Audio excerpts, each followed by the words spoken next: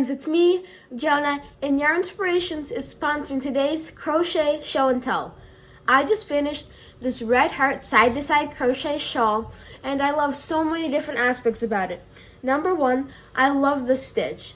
It's an open double crochet chain one mesh stitch, and then you work it straight across the top, all the way, and then this part, the other side, increases so it goes like this, and then you decrease and it comes back up.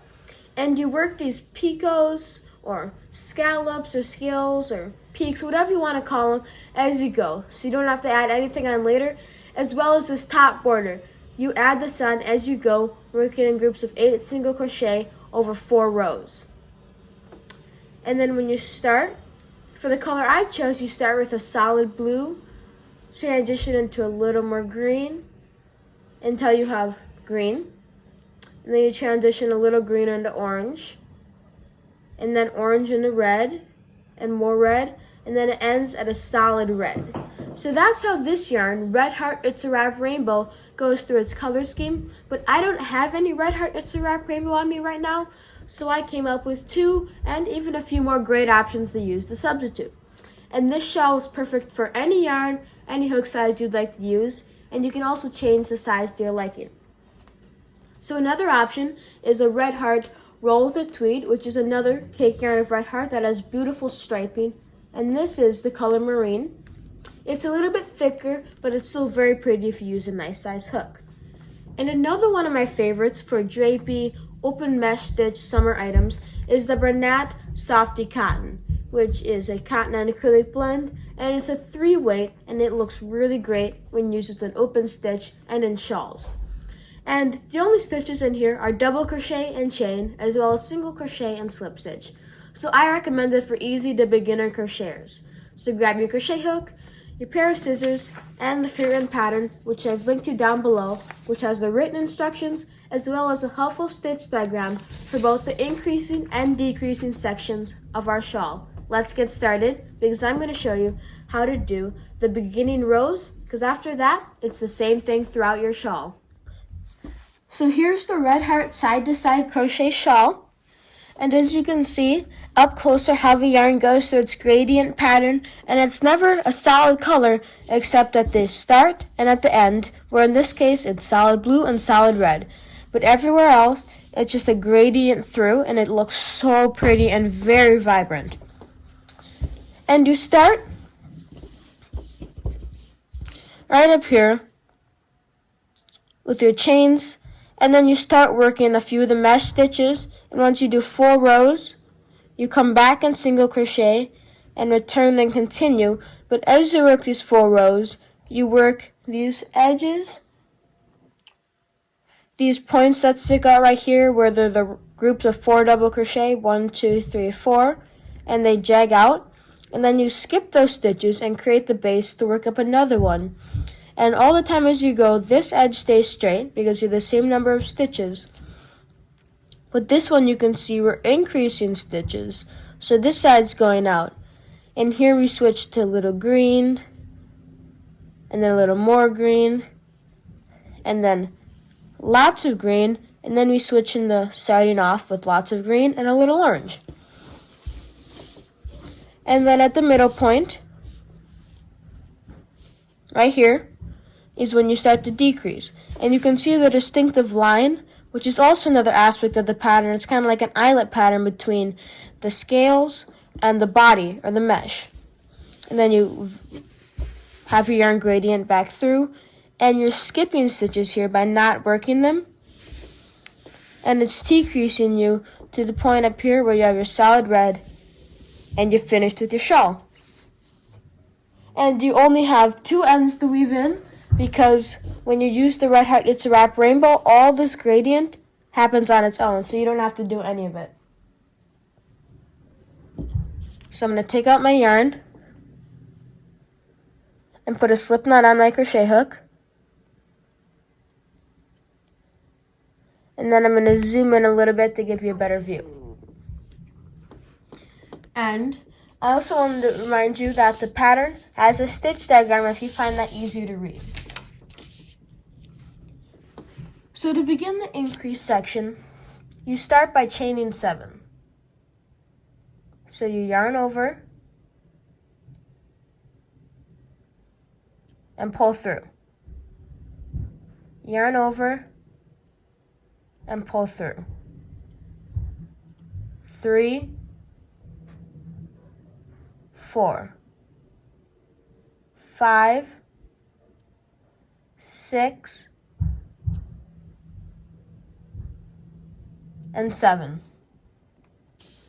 And the next step is to begin the first row. And by that, you'll need a double crochet into the 5th chain from hook to begin.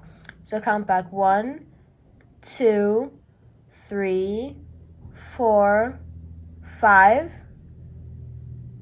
Yarn over your hook and put a double crochet into that 5th chain from your hook. Yarn over, pull through 2. Yarn over, pull through 2. And that's a double crochet. And then the next step is the double crochet into the next chain. So yarn over and go into the next one, insert your hook, pull up, yarn over, pull through 2, and over, pull through 2. And then you're going to chain 1 double crochet twice into the last chain. So yarn over and pull through for a chain like we did down here at the beginning, and then yarn over and into the next chain, double crochet. And then our instructions in parentheses were supposed to be repeated twice, so we're going to do it one more time. Chain 1 and double crochet into that same chain. And now to make sure we did everything right, we're supposed to have 5 double crochets and 3 accommodating chain 1 spaces. So this first stitch right here counts as our first double crochet and chain 1. So 1 double crochet, 1 chain 1, 2 double crochets, 3 double crochets, another chain. So we have 3 double crochets and 2 chain spaces, 4 double crochets and 2 chain spaces, 4 double crochets and 3 chain spaces, and 5 double crochets and 3 chain spaces, like we're supposed to. So we're going to turn our work, and then you're going to chain up 3. 1, 2, 3. And then into this first stitch right here, going under both loops, you're going to yarn over and double crochet twice. Pull through 2, pull through 2. And do that again. And then we're going to double crochet into the next double crochet. So you're just going to yarn over and skip right over this chain space right here. And double crochet into the top of that double crochet. And then the next step, once you've done that double crochet, is the chain 1. And then we're going to skip the next chain 1 space right here. And then double crochet into this double crochet. And then chain 1 and double crochet into the next double crochet. And then chain 1 and double crochet into this last chain 1 space right here. So go around that original post that we made by going into the 5th chain on our first row. And now we're going to turn our work again and chain up 4 for row 3. 2, 3, and 4. And then put 1 double crochet into this first chain space.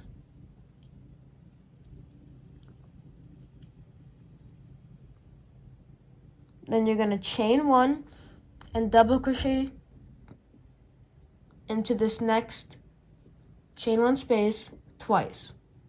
So we already did our chain 1, double crochet, and then for the second time around, we'll chain 1 and double crochet again.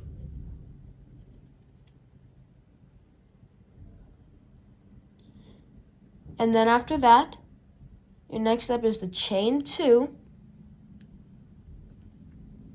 and then skip this next double crochet and chain and double crochet into this double crochet.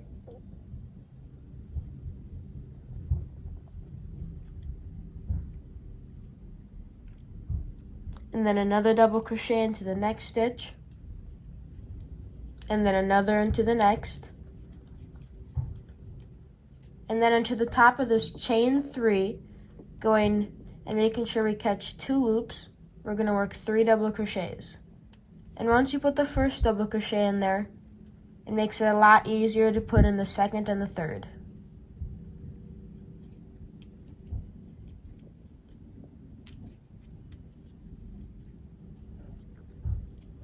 And that concluded round 3. And we have 10 double crochet, 3 chain 1 spaces, and 1 chain 2 space. To turn your work, chain up 3, and then 2 double crochet into the first double crochet. 1 and 2. And that first chain 3 always counts as a double crochet, unless otherwise stated. And then double crochet into each of the next 5 double crochets.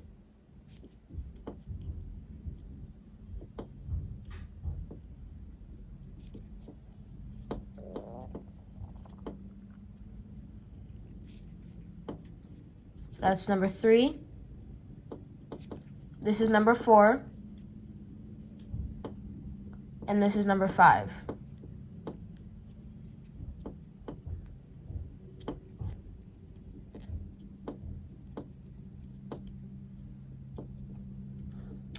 And once you've completed that, the next step of row 5 is the chain, the next step of row 4 is the chain 2, and then in between, right here, this kind of V stitch, you skip this chain 2 and this double crochet, and into that V stitch, work a double crochet,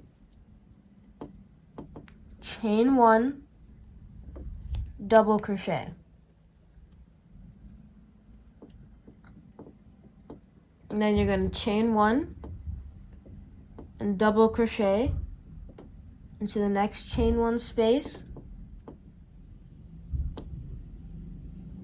And then you're going to double crochet into the next chain 1 space, which is around this chain. And then you're going to chain 1 and double crochet into that space again. And now do not turn your work on every 4th row. So now we're going to create our edging, because I told you we do that as we go, as well as these peaks down here. So chain up 1,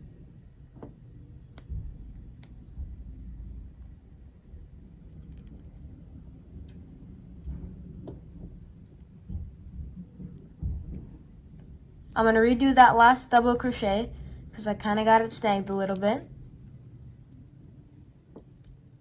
So then chain up 1 and then work 2 double crochets in each of these rows, so 8 in total across. So I'm going to put the first one into the side right here for 1, 2, 3, 4, 5, 6, 7, and 8. And I'm going to pull on it a little bit, just gently to even out all my stitches. And then for the second row of the basic edging, I'm going to chain 1 and then skip this first single crochet. And then to the next 7, place 1 single crochet. 1, 2, 3, 4, 5, 6, and 7. And that's how you create your edging that goes across the top which in the pattern is called the basic edging as you go. And now we're returning back to row 5 and continuing our increase section. So what you have to do now is, after you've created that, you have to next begin by chaining 2. 1 and 2.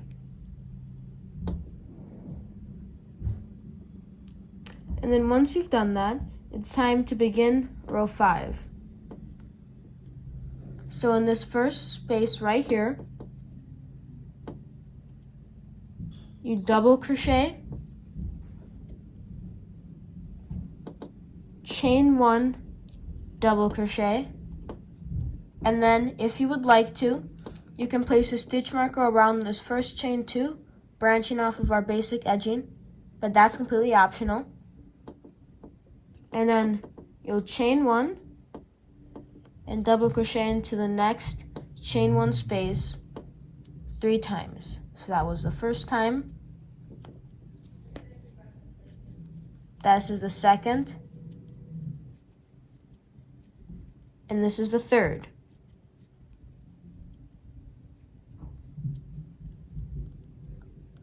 Then you're going to chain 2, skip this double crochet and chain 2 space, and then the next double crochet, double crochet. Then you chain 2, double crochet into the next stitch, and then chain 2 again, and double crochet into the next stitch.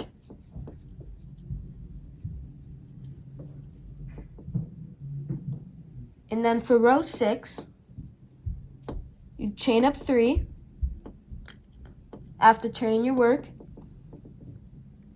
and into this first chain 2 space, we're going to work 3 double crochets. So 1, 2, and 3.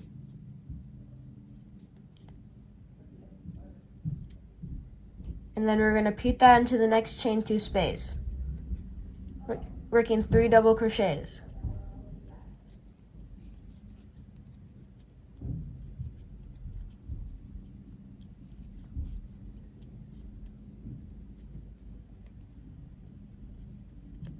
And then into the next double crochet, we're going to work a double crochet.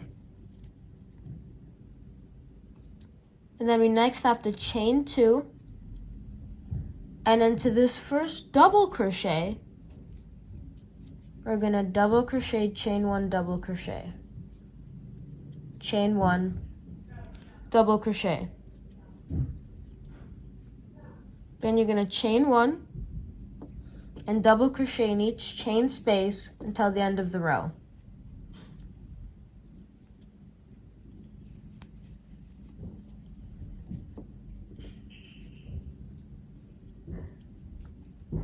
And I'll repeat that again and again, and end right here in this spot. And then I would go on to begin my next row, and once I created 4 more rows, I would come back and work up my next basic edging the same way, but I'd be slip stitching here to join it all the way across. So here's our first peak, and you can see how you'd have to keep continuing in this pattern, and here's how the second peak is forming, and you'll keep going like that, but this edge up here will stay straight, and this part will come out, and then once you've gotten to the point where you need to stop, you'll begin then decreasing, which you'll have to go to the free run pattern that I've linked down below to do. And I hope you enjoyed learning how to make the side-to-side crochet shawl. I hope you enjoyed learning how to make the side-to-side crochet shawl from Red Heart. I just love that open mesh stitch pattern and how you can modify it to any size, any length, any width, any yarn, or even any hook size you want. And you can change it how you do the edging or the peaks or even how the yarn gradients itself. And please make sure to like, comment, and subscribe to Yarn Inspirations as well as Jonah's Hands.